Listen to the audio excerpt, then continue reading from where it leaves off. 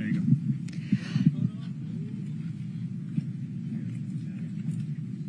Come on forward.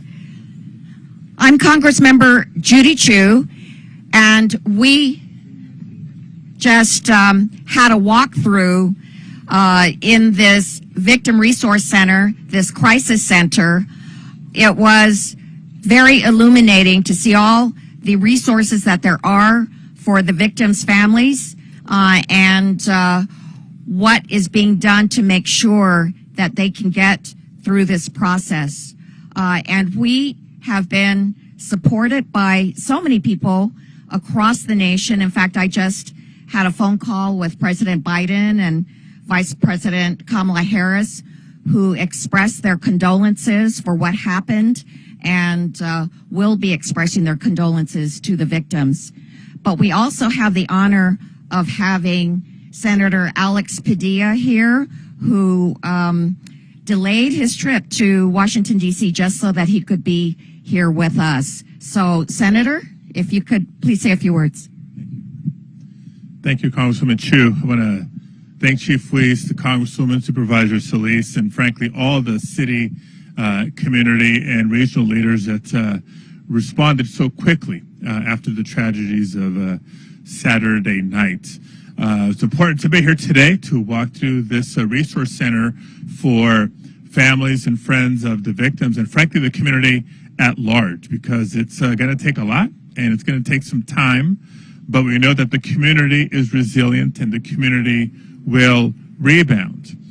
We are committed to working together, not just to support the families and support the community, but to once again use this reminder of the epidemic of gun violence in America.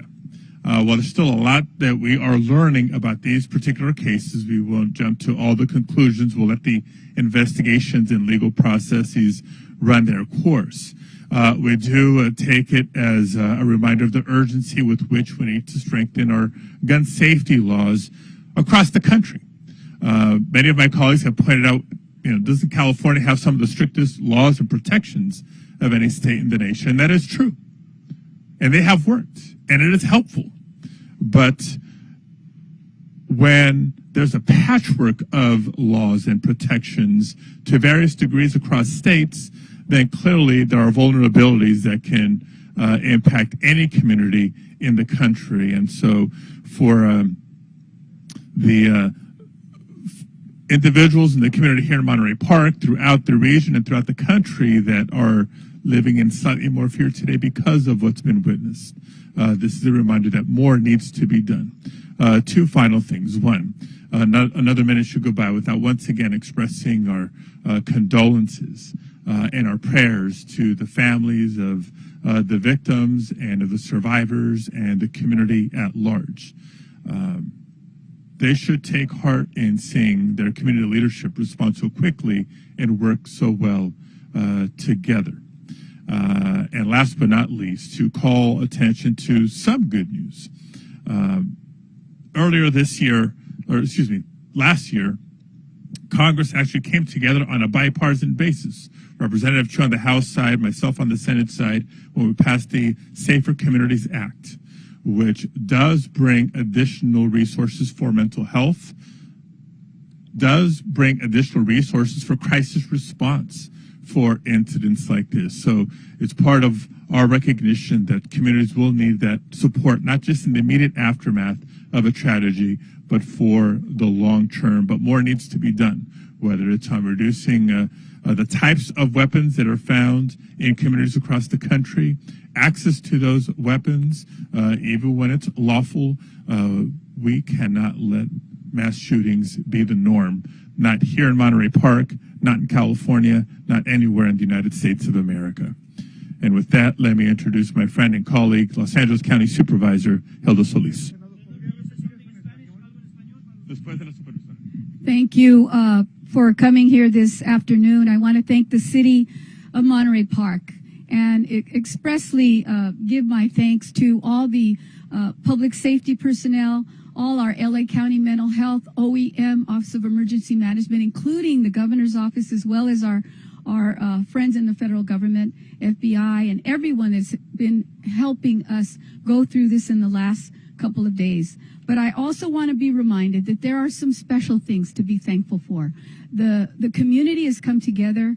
Many people are coming forward to provide initial support to many of our AAPI residents, many who are right now in solace and witnessing things that are unheard of. We know we have a lot of healing to do. The LA County will be here. Our mental health services are here on the ground, Office of Emergency Management, as well as our Red Cross, as well as our other secondary agencies. And again, I want to thank the city of Monterey Park. This senior center here stands as a symbol of welcoming for all immigrants. That's how I came to learn this community, welcoming everyone. And it continues to be resilient. It continually will be doing that as we begin to heal. And we have much more to do. We also have some heroes. The young man that now many of us know helped to stop further shootings from occurring in Alhambra. That young man is a hero in the San Gabriel Valley, representing Alhambra. Those are things that we should also reflect on. In spite of someone's senseless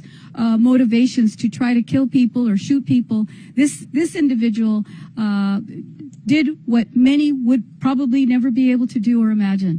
But he saved so many more lives. So let's also think about that as we go through this process. Let us also, through the next few days, remember the families that have lost loved ones, as well as those that are recovering right now. And I thank all our emergency medical staff, our teams, our hospitals, everyone that has played a big role in this whole activity that has been occurring right before our very own eyes. So thank you. With that, I'll bring it back to. Do you want to do it in Spanish? Anybody in our group here? I know this is kind of impromptu, so. Maybe he could say some words in Spanish. Okay, and then I'm going to have Matt talk about the center itself. Okay. There you go. But just briefly in Spanish, and then we'll hear more from the experts here on the center behind it. Brevemente en español, estamos aquí unidos con la comunidad de... Estamos aquí, todos los líderes de la región, unidos, apoyando la comunidad de Monterey Park. Debido a la tragedia de este fin de semana, ofrecemos nuestros pensamientos, nuestras oraciones a las familias impactadas, a la comunidad en total, no solo aquí en Monterey Park, pero en comunidades similares en todas áreas del país, porque merecemos mejor que vivir en temor de violencia, de armas. Hay mucho que no sabemos todavía sobre los incidentes, las investigaciones siguen, pero lo que podemos contar es que nuestro apoyo no solo es de hoy, pero es de largo plano para ayudar a las familias y la comunidad de Monterey Park a sobrevivir, recuperar y de nuevo ser una comunidad tan fuerte como la conocemos. Muchísimas gracias.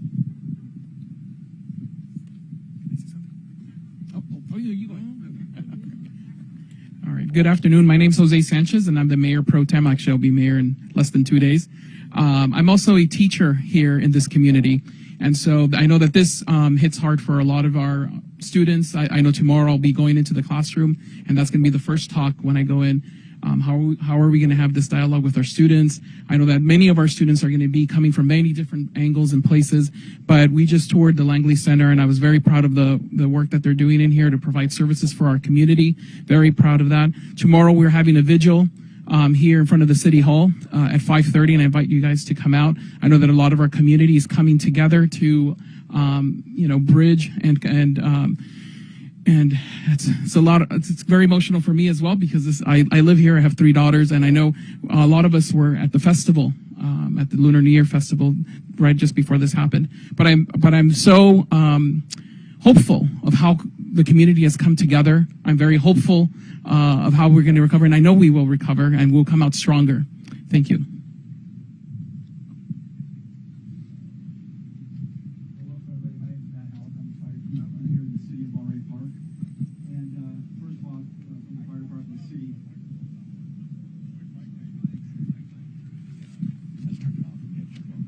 Can you hear me now? Okay, my name is Matt Halleck. I'm the fire chief here in the city of Monterey Park.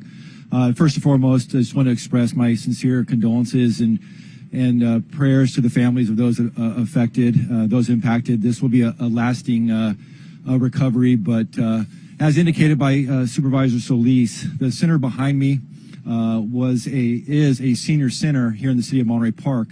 But immediately following the aftermath of the incident, it was quickly realized that we needed to set up a resource center for those that were impacted by this tragic event. And so we started the ball rolling on how are we going to set this up, how are we going to stand this up, and get those resources available immediately following this incident. So we partnered with several different agencies to make that happen here in the city of Monterey Park. And I just want to identify those partners, because without those partners, this resource center would not be as functioning as it is right now, and providing those critical resources, whether it be physical help, mental help, consolation, any type of resources that are needed to deal with the aftermath of such a tragic event.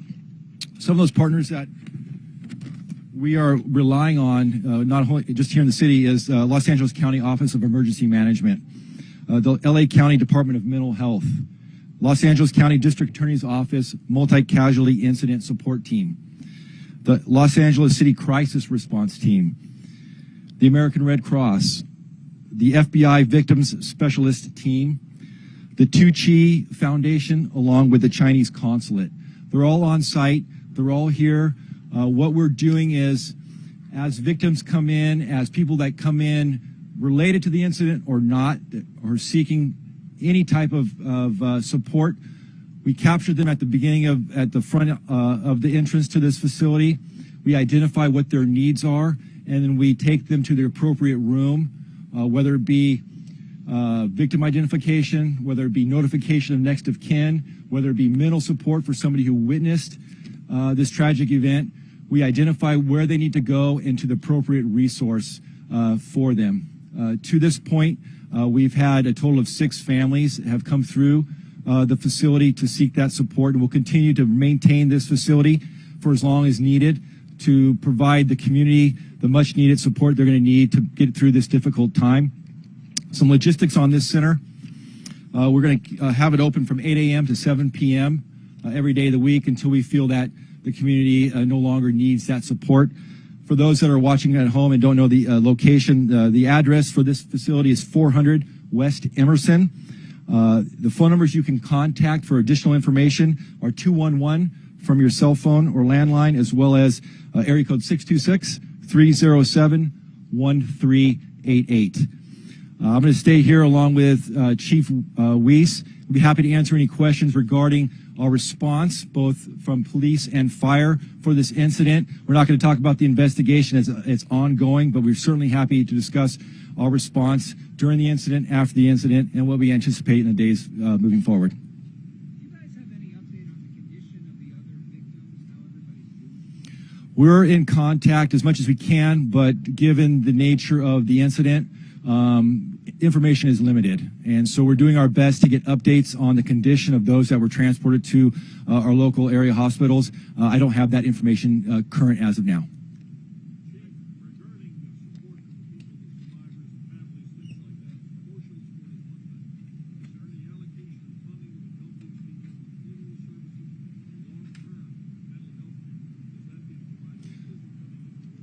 Yeah, absolutely. The LA County District Attorney's Office support team is the resource to provide the community with any type of financial assistance for those that were impacted, indicating things you indicated, such as costs associated with recovery. Those will all come from the LA County District Attorney's Office.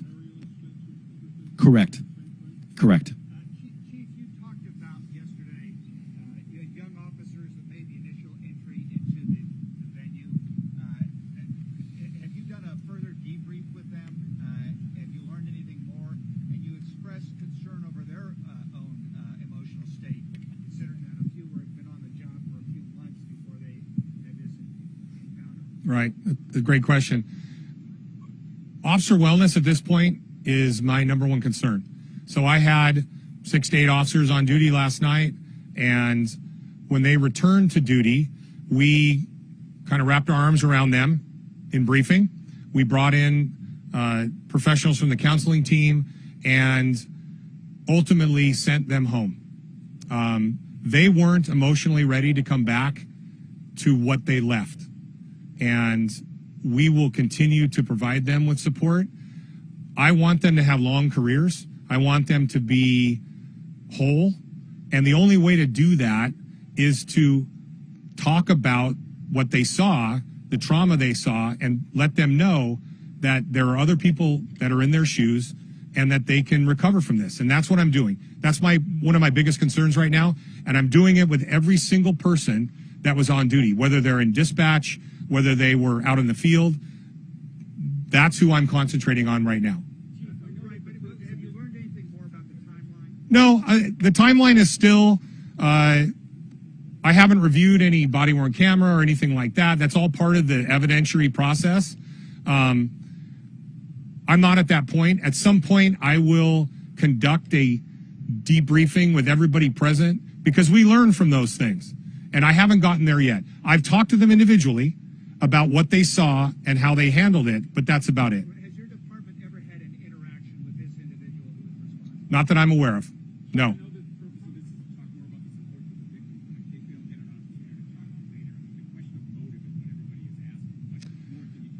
That's part of the criminal investigation, and quite honestly, I believe they're still looking into that, and I would refer that to the 2:30 conference today with the sheriff. I'll be there, but Sheriff Luna is going to talk about what they may have discovered within the last 12 or 14 hours. I don't know. Honestly, I do not know. Well, I think we all want to find out why. We all want answers to questions that we may never have answers to. That's kind of the enigma of this. I know that my individual officers would like to know why. I know the families want to know why. The why is a big part of this. The problem is we may never know the why, and we have to work past that. Yeah, they leave behind a note. I don't know if he did that or not. And quite honestly, I haven't been briefed yet about what they found when they executed search warrants.